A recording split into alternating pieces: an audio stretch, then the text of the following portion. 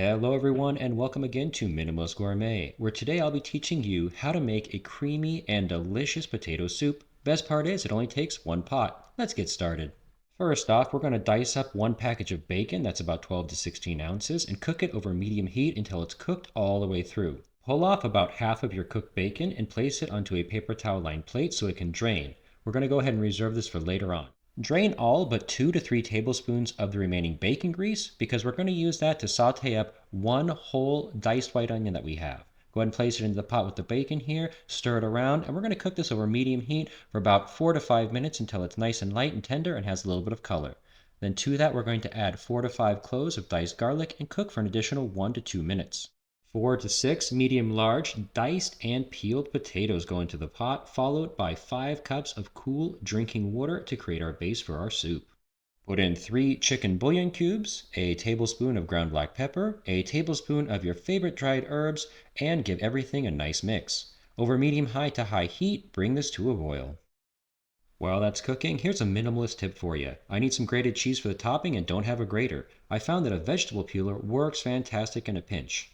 After about 8 or 9 minutes of simmering, let's check on the potatoes. Now at this point they should just be al dente, so you should be able to cut them in half with a spoon and they should yield, but have just a little bit of resistance. This is exactly what we're looking for, so let's go ahead and add our next ingredient, which is going to be 1 cup of heavy cream.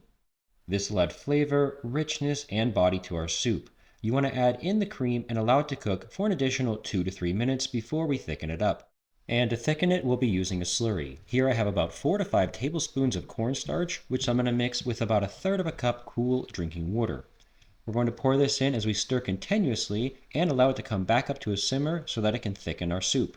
I like to add about half my slurry mixture at first, check for thickness, and go from there. This looks good to me. However, if you like it a little thicker, go ahead and add some more slurry, allow it to come back up to a simmer, and judge it from there. This is based upon preference. It can be as thin or as thick as you like. The best part is that this delicious and hearty comfort food that we have only took us one pot in under 30 minutes to make. That's right, it is literally that quick and simple to make this delicious dish at home tonight. All you have left now to do is serve your soup up in a bowl and top with your favorite toppings. My favorite, well, I'm going to go with some shredded cheddar cheese as well as a nice dose of that reserved bacon from earlier. Thank each and every one of you so much for watching. And hey, if you've made it this far, can I recommend one of these other cooking videos that I have? Thanks again so much, and I hope to see you guys again here real soon on another episode of Minimalist Gourmet.